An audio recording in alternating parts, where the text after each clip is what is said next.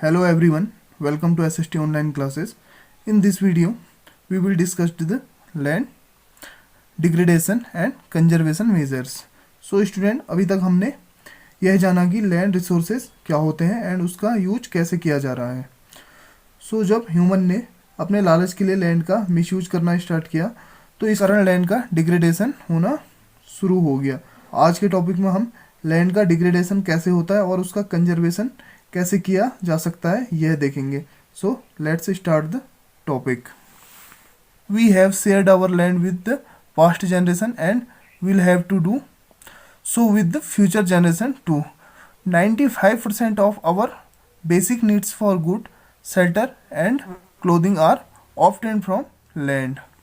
तो कहने का मतलब है कि लैंड एक ऐसा रिसोर्स है जिसका हमारे फास्ट जनरेशन यूज करती रही है और हम भी इसका यूज कर रहे हैं और हमारी फ्यूचर जनरेशन भी इसका यूज करेगी और हम अपनी बेसिक नीड्स का 95% यूज लैंड रिसोर्सेज से ही करते रहे हैं, जैसे कि फूड हो गया, शेल्टर हो गए, क्लोथिंग हो गई.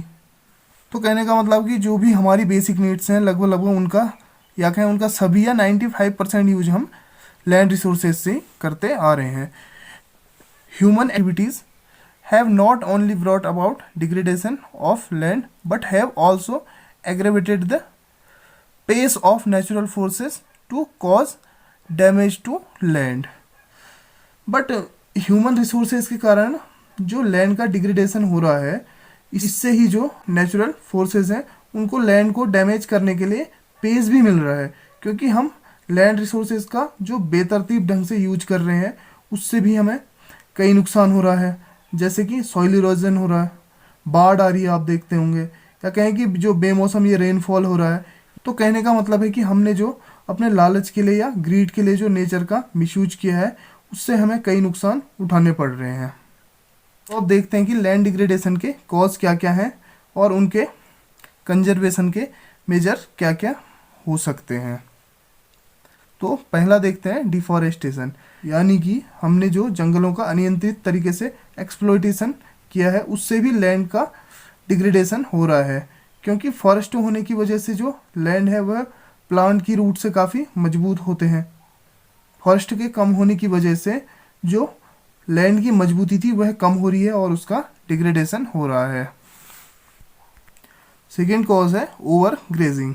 इसका मतलब यह है कि हम अपने कैटल या पशुओं को ग्रेजिंग लैंड पर खुला छोड़ देते हैं और जो ये कैटल हैं वह जब घास चरते हैं तो उनकी पैरों की वजह से जो घास है या जो भी प्लांट्स हैं वहाँ उनकी रूट जो है कमज़ोर हो जाती हैं या उनको जो है कैटल चर देते हैं, जिस कारण जो घास है उसकी पकड़ सॉइल से काफ़ी वीक हो जाती है और लैंड काफ़ी कमज़ोर हो जाती है और फिर बारिश के आने पर हमें सॉइल इरोजन देखने को मिलता है. इसका नेक्स्ट कॉज है माइनिंग. इसका मतलब यह है कि जो हमारी माइंस हैं उसको हम यूज करने के बाद छोड़ देते हैं, जिससे कि वहाँ पे गड्ढे हो जाते हैं काफ़ी और धीरे धीरे वहाँ की जो लैंड है अगर गड्ढे हो गए तो वहाँ की लैंड है वह धीरे धीरे टूटने लग जाती है और इधर उधर बिखर जाती है, जिससे कि लैंड स्लाइडिंग भी हो जाती है. कई बार बारिश आई और वो जो भी माइंस के ऊपर जो गड्ढे थे वो इधर उधर टूटने शुरू हो गए और लैंड स्लाइडिंग होनी शुरू हो जाती है, जो कि लैंड डिग्रेडेशन का एक कारण है. नेक्स्ट कॉज है ओवर इरिगेशन.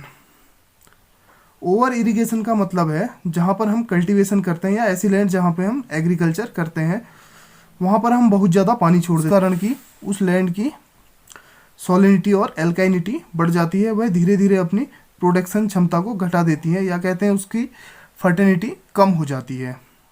अब देखते हैं नेक्स्ट कॉज प्रोसेसिंग इंडस्ट्रीज का मतलब है कि जैसे हमारी कुछ इंडस्ट्री या फैक्ट्री होगी, जैसे कि सीमेंट फैक्ट्री, चूना फैक्ट्री, इन सभी इंडस्ट्रीज़ में जो भी वेस्ट निकलता है उससे पॉल्यूशन भी होता है और इसकी जो डस्ट होती है आप देखते होंगे इनकी जो चिमनियों से ऊपर निकलती रहती है हमारे एनवायरनमेंट में फैलती रहती है, तो वह आखिर में लैंड पर ही गिरती है या लैंड पे बैठ जाती है, जिससे कि लैंड की जो है पानी सोखने की क्षमता वह कम हो जाती है और हमारी लैंड अगर पानी सोख नहीं पाएगी तो क्या है वाटर रिसोर्सेज की भी कमी हो जाती है और वहाँ की जो लैंड है वो काफ़ी वीक हो जाती है.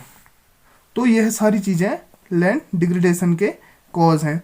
अब हम बात करते हैं कि इन सब कॉज से कैसे बचा सकता है। पहला है afforestation.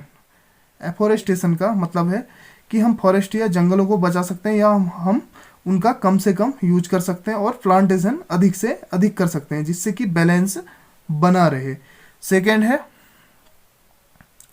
Management of grazing land. तो कहने का मतलब है कि जैसे कि हम अपने जो ग्रेजिंग लैंड है वहाँ पर कुछ फिक्स कैटल को ही भेजें या कम कैटल को भेजें जिससे कि वहाँ की मिट्टी जो है बच सके। नेक्स्ट मेजर है रेगुलेटिंग माइनिंग। इट मीन्स कि हम अपने माइंस का यूज रेगुलेटिंग तरीके से ही करें। नेक्स्ट है ड्रिप इरिगेशन या स्प्रिंकल्स, यानी कि हम सिंचाई के लिए ड्रिप इरिगेशन का यूज करें जिससे कि सॉइल की फर्टिलिटी भी बनी रहे और वाटर रिसोर्सेज भी बचे रहें, या कहें कंपनी में हमें बेस्ट प्रोडक्शन प्राप्त हो सके। नेक्स्ट मेजर से है प्लांटेशन ऑफ शेल्टर बेल्ट या ग्रोइंग थॉर्नी बुशेज। इसका मतलब है कि हम अपनी लैंड पर चारों तरफ से प्लांटेशन कर लें जिससे कि लैंड पर प्लांट की पकड़ अच्छी से बन जाए और सॉइल इरोजन ना हो। एंड जो हमारी सैंडी लैंड है वहाँ पर हम थ्रोनी बुशेज को ग्रो करें जिससे वहाँ की जो सॉइल है वो हवा में इधर उधर ना जा सके। सो स्टूडेंट, आज के टॉपिक में हमने जाना कि लैंड डिग्रेडेशन क्या होता है और उसका कंजर्वेशन कैसे किया जा सकता है। आई होप कि आपको यह समझ में आ गया होगा। सो आज के टॉपिक में बस इतना ही। Thank you.